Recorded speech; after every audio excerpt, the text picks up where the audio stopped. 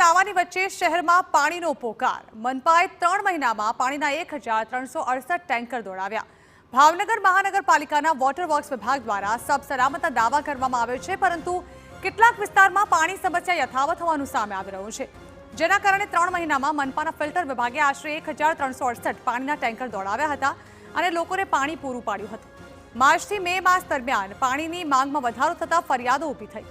ગત વર્ષે સારો વરસાદ થતા ભાવનગર જિલ્લાનો શેત્રુંજી ડેમ ભરાયેલો છે। બોર તળાવ ખોડિયાર ડેમ પણ ભરાયેલો છે। ચાલુ વર્ષે પાણીની સમસ્યા ઓછી જોવા મળી છે, પરંતુ આયોજનના અભાવે પાવર કાપ, ડ્રેનેજ ભળી જવી વગેરે પ્રશ્નોના કારણે લોકોએ પાણીના ટેન્કર મંગાવ્યા હતા। પ્રેશરમાં નથી આપી શકતા, કારણ કે આપણે શેત્રુંજીનું પાણી લાવ્યા, મહીસાગરનું પાણી લાવ્યા, બોર તળાવમાં સૌની યોજનાનું પાણી નાખ્યું, છતાં ભાવનગરની માલપા પાણીનો કકળાટ છે।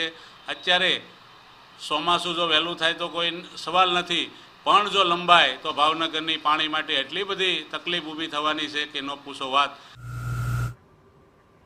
તો ઉનાળીના ગરમીના દિવસે પાણીની સમસ્યાના પગલે કેટલાક વોર્ડના નગરસેવકોને 15 ટેન્કર પણ ઓછા પડતા હોય છે।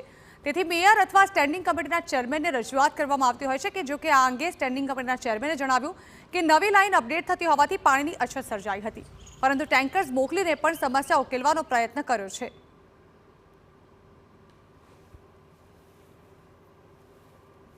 ભાવનગર મહાનગરપાલિકા દ્વારા પાણીની તમામ વ્યવસ્થાઓ તમામ લોકોને પાણી પૂરતું મળી રહે એના માટેના પ્રયાસો કર્યા છે।